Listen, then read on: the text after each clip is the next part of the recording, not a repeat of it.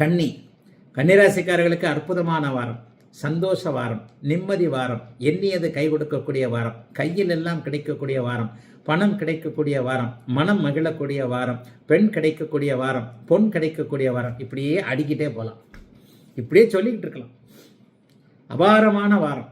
இந்த வாரம் திங்கக்கிழமை நைட்டு செவ்வாய்க்கிழமையிலிருந்தே புதன் உச்சமாகிறார். ராசியிலேயே புதன் உச்சமாகிறது.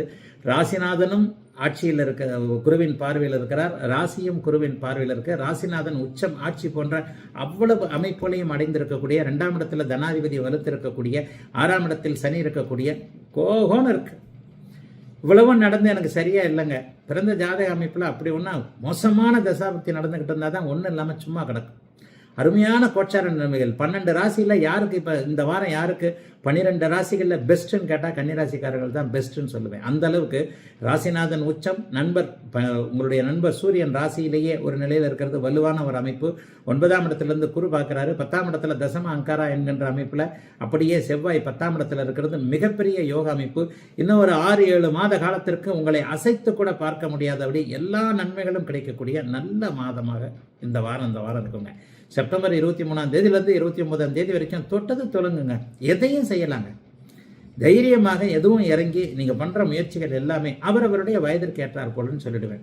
சின்ன வயசுக்காரர்களுக்கு என்ன, இளைஞ பருவத்தில் இருக்குது, காதல் கை கூடணும், ஏற்கனவே நடந்துக்கிட்டு இருக்கிற காதல் நன்றாக இருக்கணும், கல்யாணத்தில் போய் முடியணும், புதிய காதல் ஆரம்பிக்கணும், புதிய நட்புகள் ஆரம்பிக்கணும். இந்த மாதிரியான விஷயங்களில் அத்தனை அமைப்புகளும் 7ஆம் இடத்தில் புதனுடைய பார்வை விழுவதால் மிகப்பெரிய அளவில் நன்றாக இருக்கும்.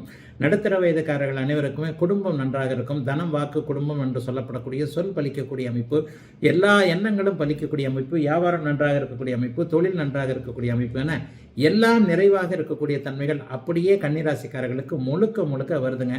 கன்னிராசிக்கு தொட்டது தொடங்கக்கூடியது. அதுதான் ஆரம்பத்திலே சொல்லிட்டேனே. இன்னும் ஒரு 3-4 வாரத்திற்கு புதன் நட்பு வீட்டில் இருப்பார், அப்புறம் உச்ச வீட்டில் இருப்பார், குருவின் பார்வையில் இருப்பார். எல்லாமே கிடைக்கும். ஆகவே எதையும் நம்பி செய்யக்கூடிய, எதிலும் தைரியமாக இறங்கக்கூடிய, ஆழமே பார்க்க வேண்டாங்க. டக்குன்னு இறங்கி தைரியமாக ஒன்று முடிச்சு அந்த தைரியத்தின் மூலமாகவே அந்த காரியங்கள் முடிஞ்சு எதையும் சந்தோஷமாக செயல்படுத்தக்கூடிய ஒரு சூப்பரான வாரமாக அமைந்திருக்கிறது கன்னிராசிக்காரர்கள் எல்லோருக்கும் இந்த செப்டம்பர் இறுதி வாரம்.